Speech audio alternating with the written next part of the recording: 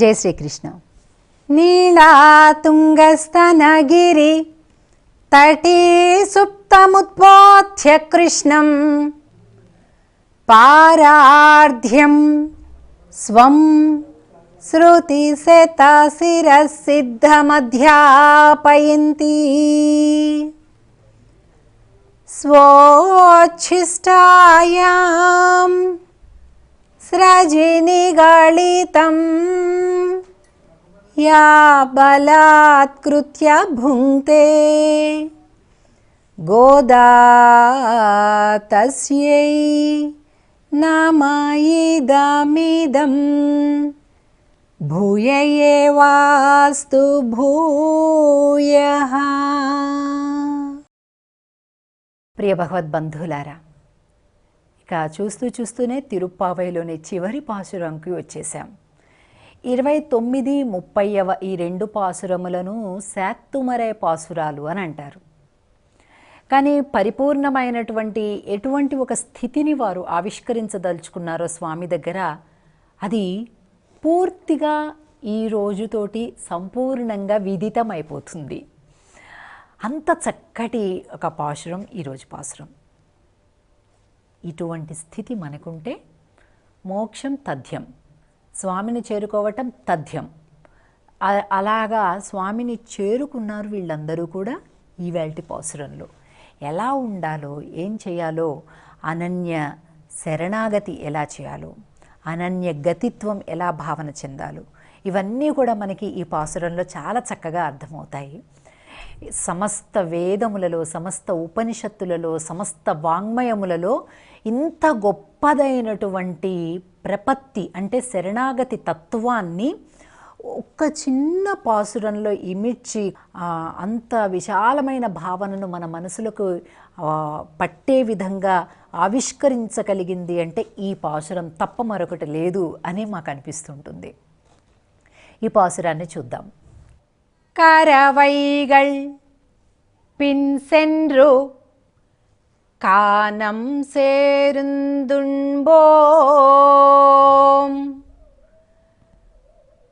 அறிவொன்றுமில்லாத ஆயர் குலத்து உந்தன்னை பிறவி பெருந்தனை புண்ணியம் யாமுடையோம் குறைவொன்றுமில்லாத கோவிந்தா உந்தன்னோடுரவேல் நமக்கிங்கொழிக்க ஒழியாது அறியாத பிள்ளைகளோம் அன்பினால் உந்தன்னை சிறுபேரழைத்தனவும் சீரியருளாதே இறைவானி தாராய் பறை ఏలోరెంబావాయ్.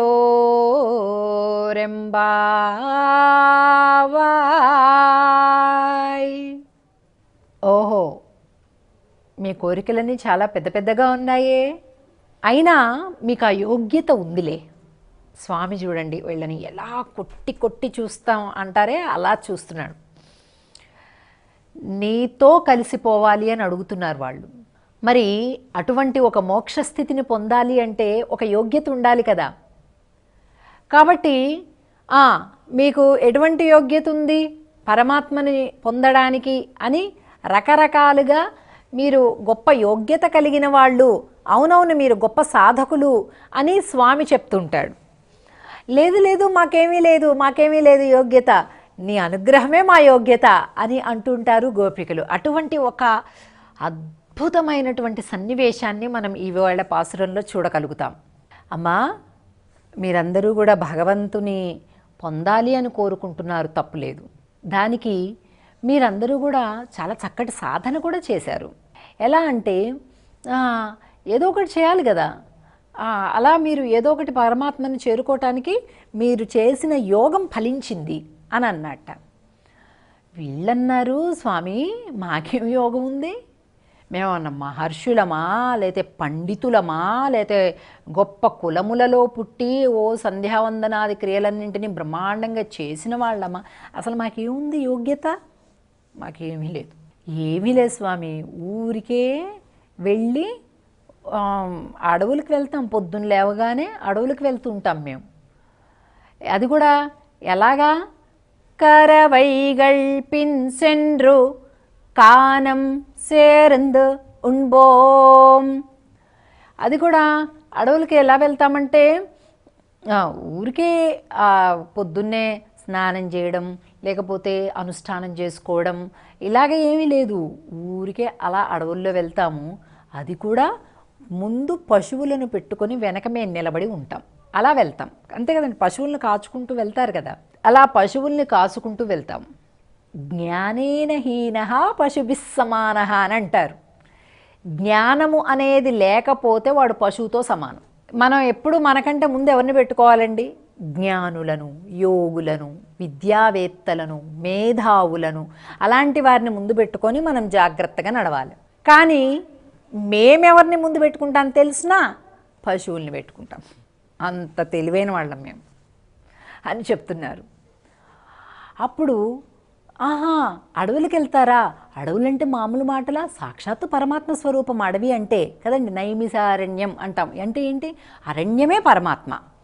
అలాగా ఓహో మహర్షులు వెళ్తారు, మునులు వెళ్తారు, యోగులు వెళ్తారు, ఇలాగ అందరూ కూడా వెళ్ళేది అడవులకే కదా. ఈ లౌకికమైన ప్రపంచంలో ఏమీ లేదు సారవంతమైనటువంటిది అని తెలిసి వాళ్ళందరూ కూడా చక్కగా అడవులకు వెళ్ళిపోతారు. ఓహో మీరు కూడా అడవులకు వెళ్తున్నారనమాట, గొప్ప సాధకులే అన్నాడు స్వామి. గోపికలు అంటున్నారు, అయ్యో స్వామి మేము అడవులకు వెళ్ళేది తపస్సులు చేసుకోవడానికి, జపాలు చేసుకోవడానికా? వాళ్ళంతా జ్ఞానము పరాకాష్ఠ స్థితిలో పొంది వాళ్ళు అడవులకు వెళ్తున్నారు వైరాగ్య భావనతో. మేము అలా కాదు, పశువుల్ని కాపుకోవడానికి వెళ్తున్నాం స్వామి, మాకేం ఎటువంటి యోగ్యత, పుణ్యం, సాధన ఏమీ మాకు లేవు అని చెప్తున్నారు.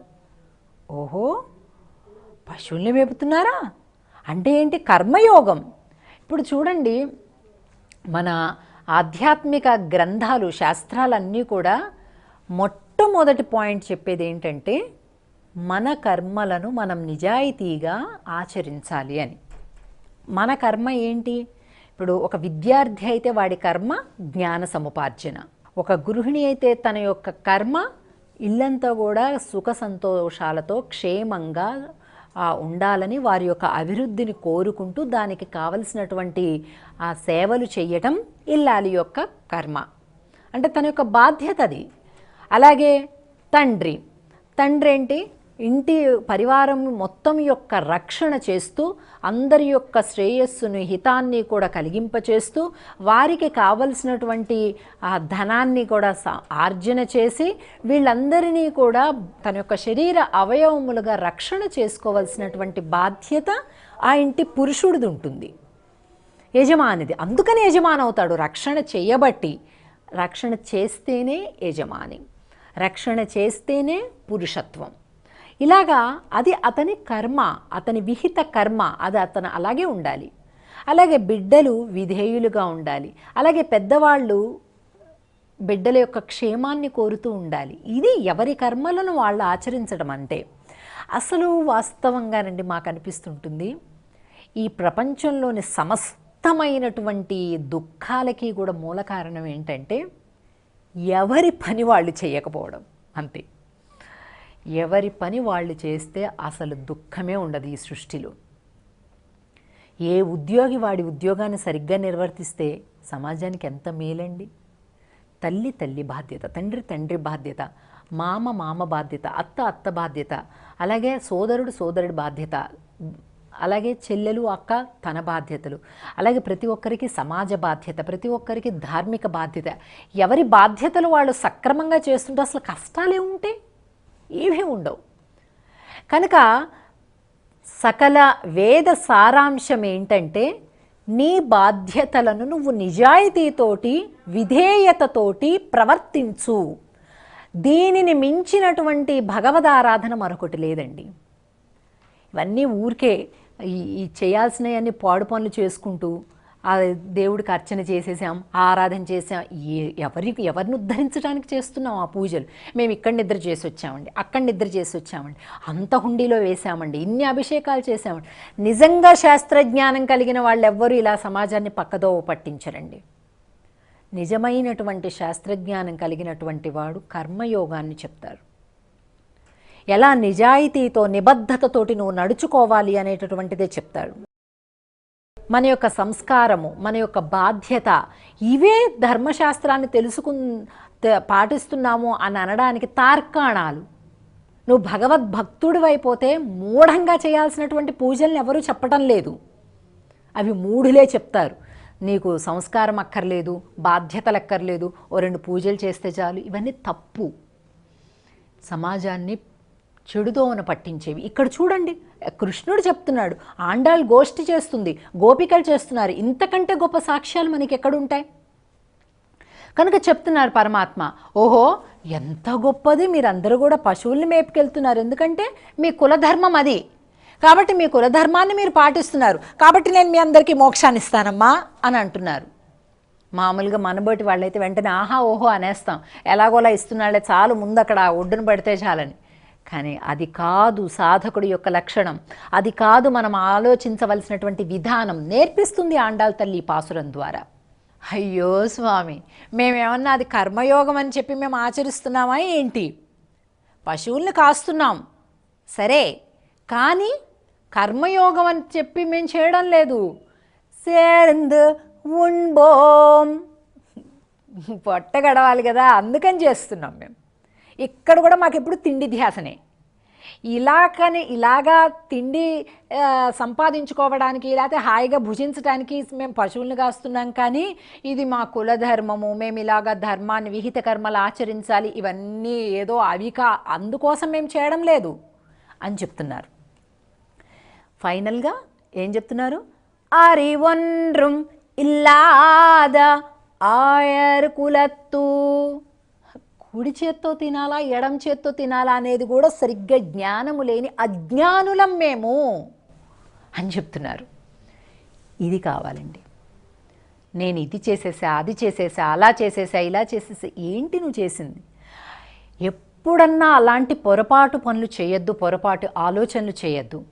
నేను చేసినటువంటి ఈ కర్మ ద్వారా నేను అది సాధించుకుంటాను అని నువ్వన్నావంటే దాన్ని ఎంత చేయాలో అంత అడుగుతూ ఉంటాడు పరమాత్మ. పరమాత్మను పొందడానికి ఏవి పనికిరావు. మనకుండే యోగ్యతలైతే అసలే పనికిరావు. కర్మయోగం బాగా చేస్తామా, జ్ఞానయోగం బాగా చేస్తామా, ఆసన ప్రాణాయామ ప్రత్యాహార ధ్యాన ధారణ సమాధి యోగములన్నీ అష్టాంగములు బాగా అసలు మనం ఏం చేస్తామండి? ఏమీ చెయ్యం. మరి ఏమీ లేకుండా దీనివల్ల నాకు పరమాత్మ వస్తాడు, దీనివల్ల మోక్షం వస్తుందని ఎలా అనగలుగుతావు? అందుచేత ఉపాయం చెప్తుంది ఆండాళ్ళు, మనం ఇది చక్కగా పాటిస్తే చాలు. ఏమంటుంది? ఏమీ తెలియని గొల్లవాళ్ళం మేము. ఏమీ తెలీదా? మరి ఏమీ లేకపోతే నేను మీకు మోక్షం ఎలా ఇస్తాను? అసలు ఏదో ఒకటి చేయాలి కదా మీరు, లేకపోతే అందరికీ ఎలా ఇచ్చేస్తారు? కాదు కదా, ఏదో ఒకటి చేయాలి. మరి కర్మయోగం చేయడం లేదంటున్నారు, జ్ఞానం లేదంటున్నారు, ఏమీ చేయడం లేదు, ఏమీ లేకపోతే ఎలా ఇస్తారమ్మా అంటున్నాడు స్వామి. ఇప్పుడు చెప్తాను చూడండి, మనం కూడా ప్రవర్తించవలసిన తీరు ఇదే. ఉందన్నోడు ఉరవేల్ నమక్కింగు ఒజిక్క ఒజియాదు హరియాద పిళ్ళైగళోం అన్బినాల్. స్వామి, ఎందుకింత పరీక్షిస్తున్నాం? మేము కుడి ఎడమలు తెలియనటువంటి గొల్లవాళ్ళం. ఉందన్నోడు ఉరవేల్ నమక్కింగ్ ఒజిక్క ఒజియాదు. నువ్వు మమ్మల్ని, మీకు ఇది లేదు అది లేదు, మీరేం లేకపోతే నేను ఎలాగ మిమ్మల్ని అనుగ్రహిస్తాను? నువ్వు ఎన్ని రకాలుగా నువ్వు మమ్మల్ని దూరం పెట్టినా నీకు మాకు ఉన్న బంధం విడగొడితే విడిపోయేది కాదు. సృష్టిలో ప్రతి బంధం విడిపోయేది. ప్రతి బంధం చెప్పండి, ఒక్కటి విడిపోని బంధం ఏమైనా ఉందా? ఒకే ఒక్కరితో ఉంటుంది. ఆ శాశ్వత బంధాన్ని గుర్తించాలి, కానీ ఈ టెంపరీవన్నీ ఎక్కడ మోసుకుని తిరుగుతావండి? ఇవి బాధ్యతలు అంతవరకే. నమక్కింగొజిక్క ఒజియాదు. అది గుర్తించారు గోపికలు. స్వామి, నీతో మాకు ఉన్నటువంటి బంధాన్ని విడగొట్టినా విడిపోదు. ఎవరన్నా విడగొట్టగలరా అండి? భగవంతుడికి మనకి ఉండే బంధాన్ని నవవిధ సంబంధాలు ఉన్నాయి. పరమాత్మకి మనకి 9 ఉన్నాయి బంధాలు. 1 కాదు, 2 కాదు, 3 కాదు. అందులోని ఒక్కటి కూడా ఎవరు కూడా బ్రేక్ చేయలేరు. మనమే తలుచుకున్నా మనమే బ్రేక్ చేయలేం. చిచి నాకు వద్దండి పరమాత్మ, బే వద్దండి అనంటే లోపలుండే అంతర్యామి వెళ్ళిపోతాడా? వెళ్ళడు. అసలు నీ లోపల ఉండే జీవుడు బయటికి వెళ్ళినా ఆయన వెళ్ళడు. స్వామి, నీకు మాకు విడగొట్టిన విడని బంధం ఉంది. అరియాద పిళ్ళైగళో అన్బినాల్. స్వామి, ఏమీ తెలియని గొల్ల పిల్లలం మేము. ఎప్పుడు కూడా భగవంతుడి దగ్గర ఇటువంటి దాస్యాన్నే ప్రకటించాలి, దాస్యాన్నే కలిగి ఉండాలి. భావన కూడా అదే ప్రకటించాలి. అన్బినాల్, మాకుండే యోగ్యత ఏంటయ్యా ఒకటంటే నీ మీద పిచ్చి ప్రేమ ఉంది. అన్బినాల్ ఉందన్నై సిరుపేరజైతనవం సీరియరుళాదే. వేద పండితులు నిన్ను అనేక రకాలుగా వేద మంత్రాలతోటి స్తుతిపాఠాలతోటి ఎంతో ప్రశంసిస్తారు. కానీ మాకేముంది? మాకు ఏమీ విద్య లేదు, కానీ ప్రేమ ఉంది. అందుకే గోవిందా, ఏ గోవుల్ని కాసుకునేవాడా అని మేము పిలిచాం. ఇది చిన్న పేరు నీకు చాలా. నీ యొక్క అఖిలాండకోటి బ్రహ్మాండ నాయకుడు అయినటువంటి నీకు ఈ బిరుదు అతి చిన్న పేరు. కానీ ఏదో మాతో పాటు పుట్టావు కదా, మాతో పాటు పశువులను కాసుకుంటున్నావు కదా, అందుకోసం నిన్ను వదలలేక ప్రేమతోటి గోవిందా అని చిన్న పేరు పెట్టి పిలిచాం. చిన్న పేరు పెట్టి పిలిచాను అన్న కోపం వచ్చిందా స్వామి నీకు? సీరియరుడాదే, మా మీద కోపగించు, అనుగ్రహించు. నువ్వు మాతో కలిపి పుట్టావే, ఇదే మా భాగ్యం. ఇంతకు మించి వేరే భాగ్యమే లేదు, మాకు అసలు యోగ్యత లేదు అని అంటుంది ఆండాళ్ గోష్ఠి. సరిగ్గా ఈ భావనే మనం కూడా కలిగి ఉండాలి. పరమాత్మను పొందటానికి పరమాత్మ అనుగ్రహమే కారణమవ్వాలి తప్ప మన యోగ్యతలు కారణాలు కావు. ఎందుకంటే మనకంతటి యోగ్యతలు ఉండవు. ప్రియ భగవద్బంధువులారా, అటువంటి ఒక ప్రపత్తి భావన, అనన్య గతిత్వ భావన, అనన్య శరణాగతిత్వ భావన, దీనిని మనం అలవర్చుకోవాలి. దానికి ఈ పాశురంలో ఈ ఆండాళ్ గోష్ఠి చెప్పినటువంటి మాటలే మనకు మార్గదర్శకాలు. కనుక నేను ఎంత గొప్ప భక్తుడినండి, అంత గొప్ప భక్తుడినండి అనేటటువంటి భావనలు తీసేసి ఏమీ చేతకాని వాడిని, స్వామి నీ అనుగ్రహం కావాలి, ఇంతే, ఇలా ప్రార్థించాలి మనం. అటువంటి ఒక నిష్ఠ మనందరికీ కలగాలి అని ఆశిస్తూ జై శ్రీకృష్ణ. ఆండాళ్ తిరువడిగళే